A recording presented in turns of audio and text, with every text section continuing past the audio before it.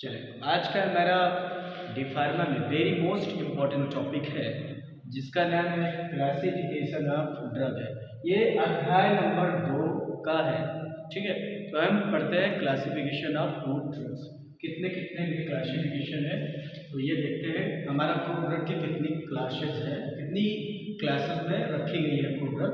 तो देखेंगे तो क्लासिफिकेशन फूड ड्रग्स है वो 6 प्रकार का होता है, 6 प्रकार का होता है जो कुछ इस तरह से है। पहला है अल्फाबेटिकल क्लासिफिकेशन, दूसरा है मॉर्फोलॉजिकल क्लासिफिकेशन, तीसरा है टैक्सोनॉमिकल क्लासिफिकेशन, चौथा है केमिकल क्लासिफिकेशन, पांचवा है फार्माकोलॉजिकल क्लासिफिकेशन, छठा है कीमोटैक्सोनॉमिकल क्लासिफिकेशन।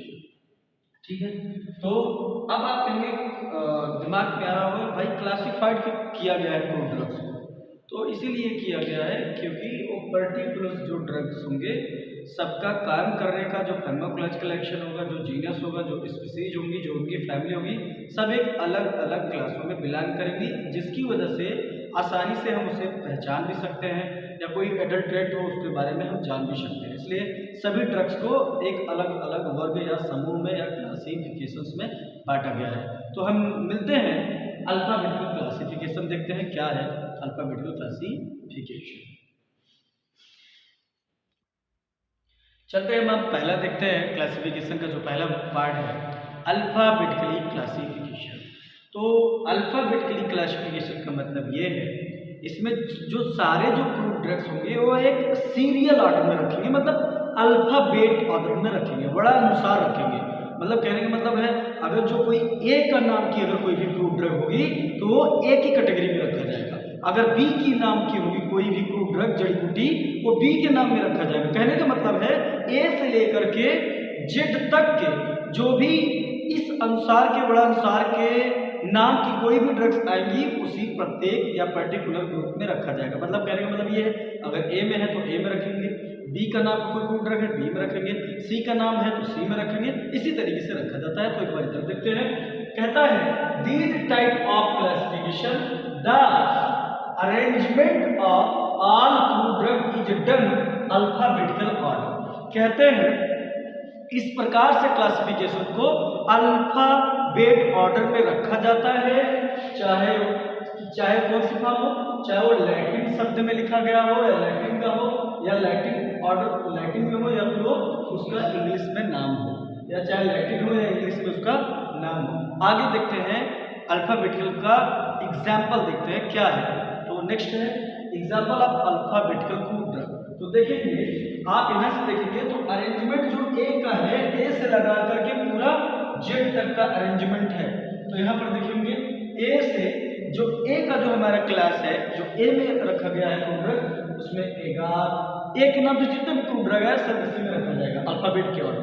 पहले ए आता है फिर बी आता है, ऐसा नहीं रखेंगे पहले डी वाला पहले कर दें सी वाला पहले कर दें डी के बाद, ऐसा नहीं होगा क्योंकि आपने यहाँ पे डिफिनेशन में साफ लिखा हुआ है कि ये alphabet is done alphabet order में रखा गया है। किसके द्वारा, या तो लैटिन या फिर इंग्लिश नेम में।